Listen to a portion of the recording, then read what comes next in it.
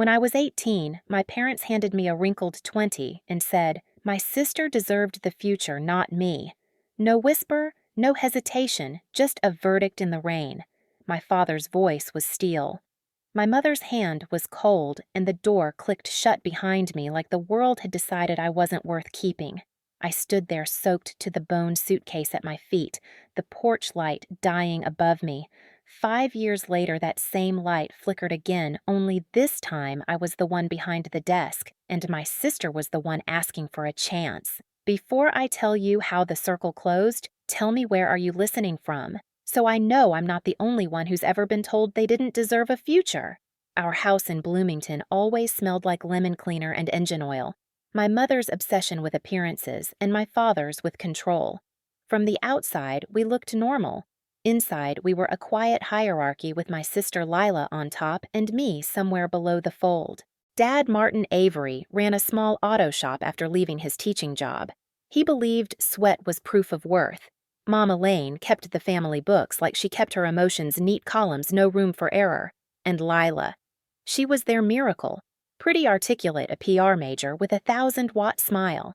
Every compliment in that house curved toward her like light bending to its source. I learned early that my place was the folding chair at the edge of the dinner table, metal cold legs unsteady, easy to pack away. When Lila turned 16, she got a used Honda with a red ribbon on it. I got a bookstore gift card. Mom said, "You love reading, right?" I said thank you, pretending the word didn't burn. But the day the envelope came, the one with the blue university seal, I believed for a second that the script might change. I had worked after school, tutored kids, fixed old appliances just to save money. When I tore that envelope open and saw congratulations, I thought maybe they'd see me. That evening, I stood in the kitchen holding the letter like a flag. I got into Indiana State, I said. They gave me a scholarship. It's not full, but Dad didn't even look up from the newspaper. We can't pay for 2 tuitions, he said flatly. Mom sighed, sorting bills on the counter. Lila's pre-law is already expensive. You'll have to be realistic. Realistic, I repeated. I've worked for this. I can cover the rest. Dad set the paper down, his voice turning sharp. Then cover all of it. You're 18, Scarlett. Time to be independent. Lila's phone buzzed. She smiled down at it, then said softly, "She's overreacting." That word, overreacting, was the fuse. I'd swallowed their silence for years, but that night I said what I'd never dared. You've never even asked what I want. The table went still. Mom's hand trembled once before she reached into her purse, pulled out a $20 bill, and pressed it into my palm. Be independent, she said. Dad didn't look up again. I packed that night, 1 suitcase, a few notebooks. My acceptance letter folded in my jacket. When I walked out, rain had already started. Lila stood at the window, her reflection blurred against the glass. She didn't wave. That's how it began, with a door closing and the sound of thunder swallowing my name. The first night alone, I learned how cold metal can feel. The bus stop bench was slick with rain, and the 20 in my pocket was already damp. Every car that passed splashed me a little smaller. I kept staring at the letter from Indiana State, the ink starting to blur the words, still trying to mean something. By midnight, the streetlights buzzed like they were shivering too. I told myself I'd find a way, a job, a room, anything. But the truth was, I didn't even have an address to write on a form. By the 3rd night, my body ached with fever. The air felt sharp in my lungs. I remember a man's voice cutting through the hum of tires. "Hey, you okay?" He was maybe in his 50s, gray hair, kind eyes. His name was David Reed, a long-haul truck driver who'd stopped for coffee. He gave me his jacket, called for help, and stayed until the ambulance came. The hospital lights were too bright, too clean. A nurse clipped a tag around my wrist. Name Scarlett Avery. Address unknown. That word hit harder than pneumonia. Unknown. When I woke, there was a styrofoam cup of orange juice on the tray and a 20 tucked neatly under it. The nurse said the man left it for me. Said you'll need it more than he does. They discharged me 2 days later, still weak, with a pamphlet for Haven House Shelter. It sat wedged between a laundromat and a pawn shop peeling paint flickering sign, but warmth inside. The woman who ran it. Ruth Nolan looked at me the way no one had in a long time, straight in the eye. You get one bed, one lock, one chance to rebuild. That's all we ask, she said. So I cleaned floors, folded sheets, scrubbed bathrooms. My hands cracked from bleach, but work felt like proof I existed. The other women called me the quiet one. I kept my head down, saved meal vouchers, collected job flyers. One afternoon, Ruth pinned a paper to the board. Help wanted Alvarez's Diner, 5th and Pine. It was handwritten, the kind of ad people walk past without reading, but I saw it and thought maybe this is where it starts. The next morning, I walked there and borrowed shoes. The diner smelled like coffee and burnt toast, the kind of place that didn't pretend to be anything else. Behind the counter stood Elena Alvarez's sleeves, rolled up hair streaked with gray. She glanced at me, once saw my thrift store coat and the hospital band still faint on my wrist. You ever wait tables? No, I said. But I learned fast. She tossed me an apron. Good. Start with the syrup bottles. If you last the week, I'll pay you. That night, as I wiped the counter and listened to rain tapping the window, I realized something silence doesn't have to mean defeat. Sometimes it's just the sound of rebuilding. Days at Alvarez's Diner bled together. Mornings thick with the smell of bacon grease. Nights echoing with the hiss of the coffee machine. My arms ached, my feet blistered, but for the first time, exhaustion felt clean. It was mine. Elena Alvarez didn't waste words. She'd correct me without looking up. You missed a spot. Customers noticed details. Her tone was rough, but her eyes carried a quiet respect that grew as I stopped making excuses and started fixing things before she asked. Each shift, I watched how the place worked, who came in, when, which orders piled up, which supplies ran out first. Chaos had patterns. By the second week, I started reorganizing. Salt shakers refilled by section condiments, sorted by delivery date invoices, stacked by supplier. I scribbled everything in a cheap notebook I kept in my apron pocket. One morning, a delivery truck backed into the alley late again. The driver, Ben Carter, jumped out humming under his breath. Sorry, traffic, he said, rolling crates through the back door. I helped him unload eggs here, flour their perishables up front. He watched me for a moment, then grinned. You always sort stuff like that. Makes it easier to find things later, I said. You've got a head for systems, he replied. It was the first compliment that didn't feel like charity. That night, I stayed after closing, sketching a better delivery schedule on napkins. Lines and circles, arrows connecting suppliers. When Elena found it on the counter the next morning, she studied it for a long moment. You did this. I nodded, nervous. She folded it and slipped it into her apron. Keep thinking like that. The world runs on chaos. People like you keep it moving. Weeks turned into months. The diner became a living lesson in logistics. I built spreadsheets on the shelter's old computer, tracking supply flow, mapping routes, calculating hours. When Ben's truck broke down one day, I rearranged the week's deliveries over the phone. Everything arrived on time. He called me the human GPS. It made me laugh, but it also made something inside me shift. Maybe I wasn't rebuilding my life. Maybe I was designing it. When Everline Freight opened a clerk position, Ben brought me the flyer himself. You'd be perfect for this, he said. I hesitated. They won't hire someone without a degree. Try anyway, he insisted.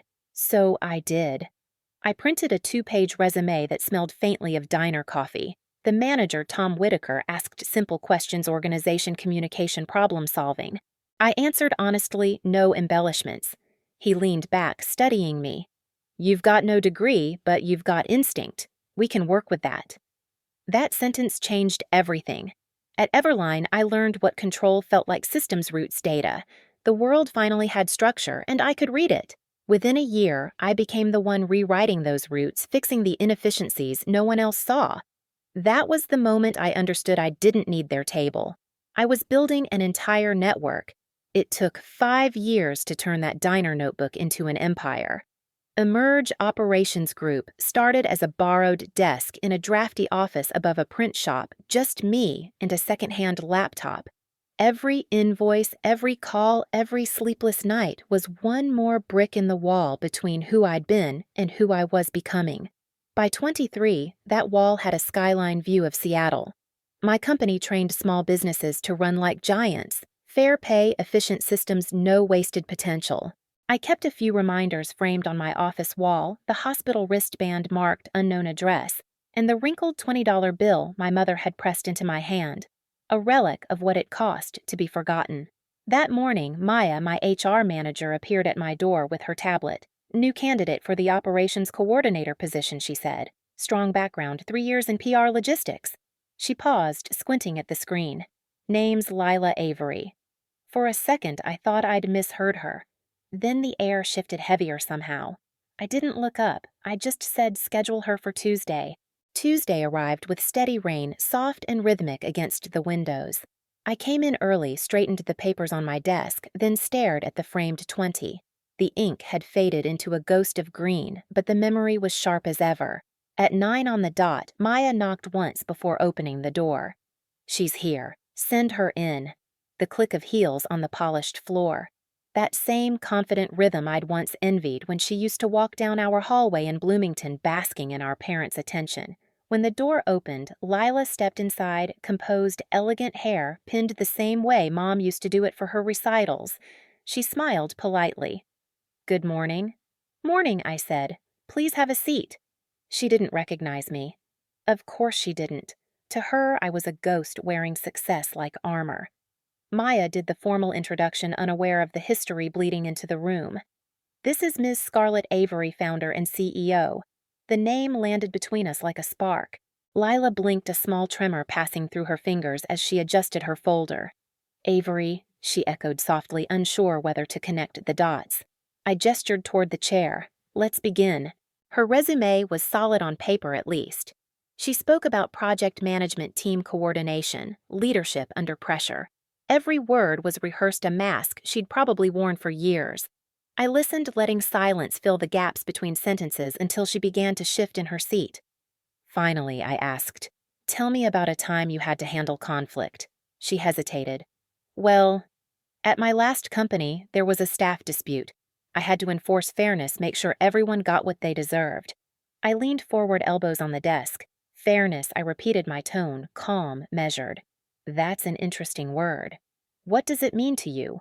She met my gaze, the first flicker of confusion in her eyes. It means making sure everyone has the same chance. Everyone. Yes, she said quickly. Everyone. The word hung there sharp and unsteady. Then her eyes drifted to the wall behind me. She saw the frames, the wristband, the 20. I watched the exact moment recognition dawned. Her breath caught. The color drained from her face. Her voice cracked. Scarlett. The sound of my name from her mouth felt both foreign and familiar. I leaned back in my chair. We're here to discuss your qualifications, I said evenly. For a second, she couldn't speak.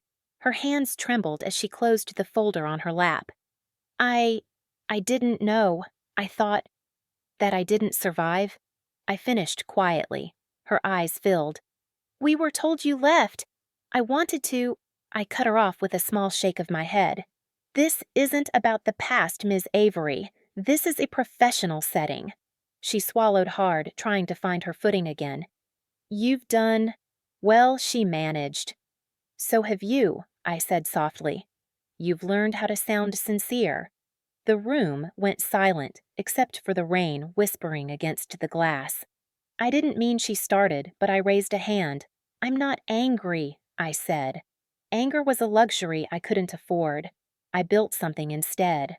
Her tears broke then, quick and quiet. Mom and Dad, they miss you. They regret everything. I studied her for a moment, every piece of the old hierarchy replaying in my mind, her ribboned car, my folding chair, her applause, my silence. They made their choices, I said finally. And so did you. Lila's voice dropped to a whisper. I didn't stop them. I should have. You didn't have to, I replied. That's the thing about silence. It's complicity dressed as comfort. She nodded slowly, the weight of years pressing down. Are you going to hire me? I looked down at her resume, then back at her. That depends, I said. Can you follow leadership that values fairness over favoritism? I can try. Good, I said, because that's the only thing we build here, fairness. When she left, Maya slipped back in, uncertain. So, what do you think? I glanced at the window. Rain streaked the glass in silver lines, just like that night 5 years ago. Give her the position, I said finally. Maya blinked. You're sure everyone deserves a chance, I murmured, even the ones who once denied you yours. That evening, after the office emptied, I stood by the window watching the lights blur through the rain. Somewhere out there, my sister was driving home, probably replaying every word, maybe realizing that forgiveness doesn't always sound like mercy. Sometimes it just sounds like boundaries. I touched the frame on the wall, the $20 bill flattened and fragile under glass. They gave me a door slam, I thought. I built an open one. The phone buzzed on my desk, Mom calling. I let it ring once twice, then pressed silence. The sound faded, replaced by the hum of rain and city noise below. For the first time in years, the silence didn't feel like absence. It felt like peace. The next morning, sunlight broke through the clouds, turning the rain on my office window into a shimmer. For once, the city looked calm, like it had exhaled with me. Lila showed up for her first day early nervous, carrying a notebook instead of pride. When I passed her in the hallway, she stopped. "Thank you for giving me a chance," she said softly. I nodded. "Earn it," I replied, not unkindly. She smiled faintly, like someone relearning a language they used to speak. Throughout the day, I watched her work, quiet, deliberate, unsure of her footing, but trying, and somewhere inside me, something unknotted. Not forgiveness exactly, just release. Later, when the office was empty again, I stood at my desk and looked at the three things that built my life: the hospital wristband, the $20 bill, and the company logo framed between them. They once marked failure, pity, and survival. Now they meant legacy. I picked up the framed 20, my reflection blending with it in the glass. Unknown address was no longer who I was. I had roots now, a company, a purpose. I placed it back carefully, turned off the lights, and whispered into the quiet, "The debt's been paid, in full." That weekend, I drove back to Bloomington for the first time in 5 years. The town looked smaller, the roads narrower, but the old bus stop was still there, same dented bench, same flickering light. I laid a small bouquet on the seat, then placed the framed 20 beside it. "This is where they ended me," I whispered, "and where I began." The air smelled like wet pavement and second chances. I stood there for a long time, not waiting for anyone to show up, just listening to the rain hit the metal roof. It didn't sound cruel anymore. When I turned to leave, dawn was breaking pale gold, spilling over the empty street. Because everyone deserves a future, even the ones told they didn't. If this story found you, share it. Tell me where you're listening from. You're not alone.